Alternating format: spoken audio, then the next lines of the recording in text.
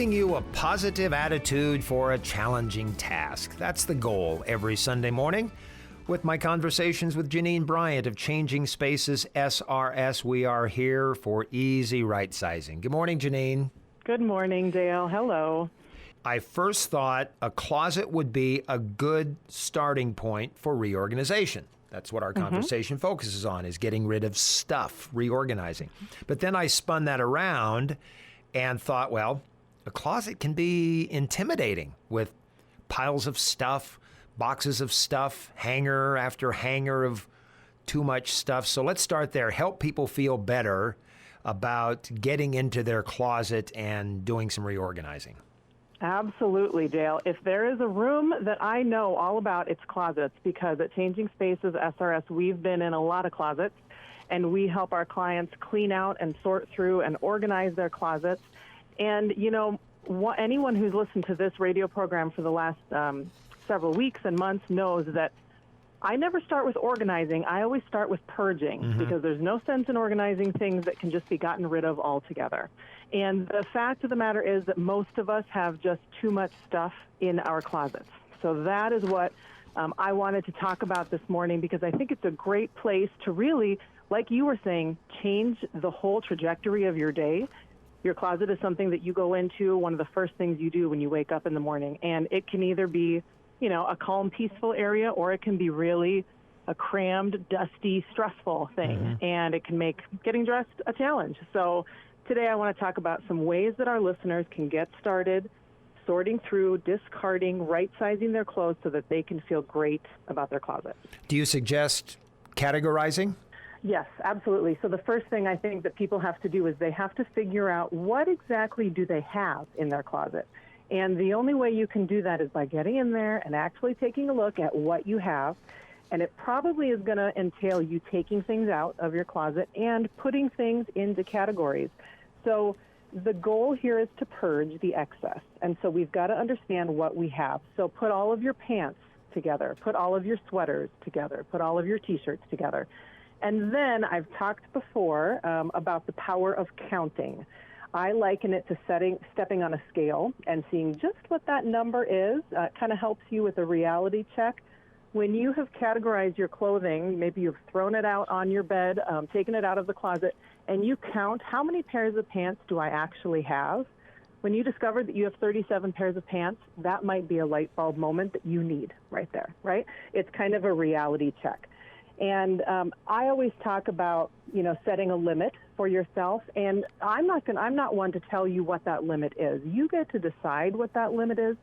But once you separate out your clothing into those separate categories and actually count how many pairs of shoes do I have, how many sweatshirts do I have, how many T-shirts do I have, then you get to decide if that is a reasonable amount for you or not. Okay?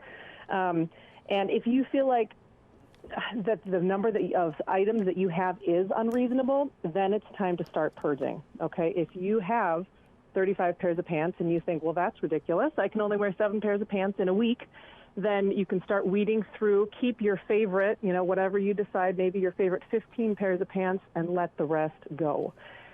Even during this time of social distancing, when we're all kind of staying home a lot more, there are still some donation sites open. So if you decide to tackle your closet during this time and weed out some clothing that you're willing to get rid of, you can take it to the People City Mission donation site. They're on O Street.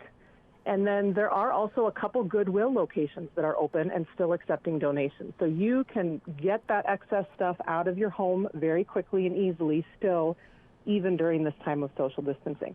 Something, Dale, that I like to remind my clients when I'm working with them and they're maybe having a hard time letting go of some of their excess stuff is I ask them to remember that their extra clothing could be someone else's only clothing.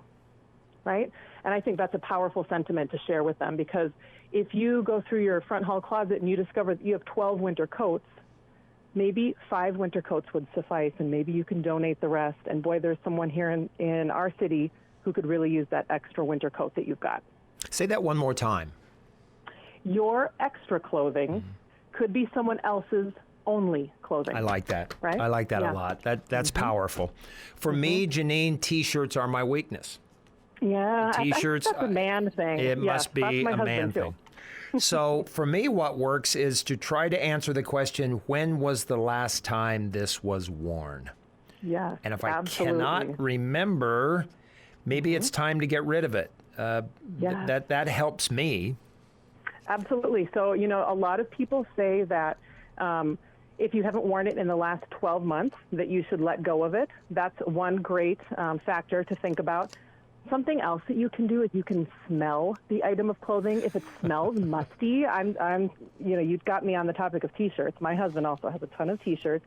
We have a drawer where we keep all of his T-shirts. Mm-hmm. Boy, if you can smell some of those T-shirts that have been on the bottom and haven't been worn for months and months or maybe even years, it's apparent that you no longer need those T-shirts. Something else that we see a lot when we're helping older adults downsize and move out of their home and go through their closets. Maybe they haven't gone through their closet really for 10, 20 years or more. Sometimes we see a layer of dust on the shoulders of old jackets, old sport coats that have been hanging there untouched for decades. If there's dust on any of your items of clothing, that is probably also a good sign that you're not using it and that you can dust it off and donate it to someone who will use it. Shoes collect dust for me. I will wear a favorite pair or a favorite couple of pairs, and I don't go to any formal, haven't for a while now with this pandemic. And my good formal shoes, I'm realizing I don't need 3 pair of formal shoes. Absolutely. Yep. So to take into account your lifestyle, and if you don't go to a lot of formal events, that's a great example. Maybe for me, if I think about something, having an article of clothing that I would wear to a wedding or a funeral, honestly, at my point in my life, I only go to maybe 1 or 2 weddings and funerals per year. So I don't need 7 different outfits that I can wear to those kinds of events. So taking into account your lifestyle as well.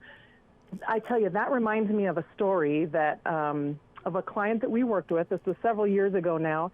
He was a retired professor from UNL, and we were moving him out of his home into an assisted living facility, and so we were helping him go through his closet. And I remember opening up his closet and seeing a whole row of very 70s style suits that were hanging there. And, he was a professor back in the day when professors absolutely, got up and they wore a suit every day to teach class. And we were going to be donating all of those suits because, of course, he wasn't going to be bringing them with him to the assisted living facility. And all I could think of was that it was kind of sad because they obviously had not been worn for 20 years or more.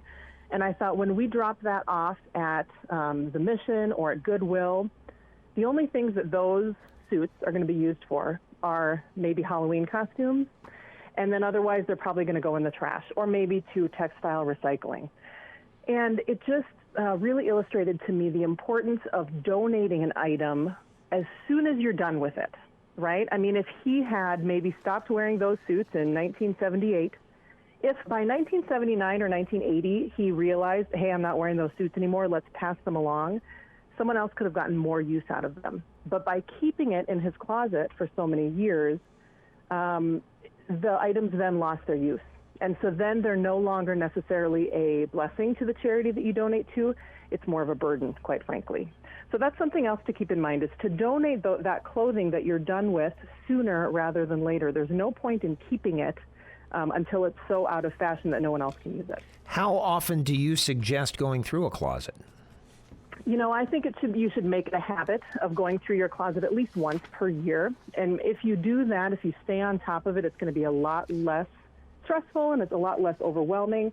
There's not going to be nearly as much dust that accumulates over just 12 months.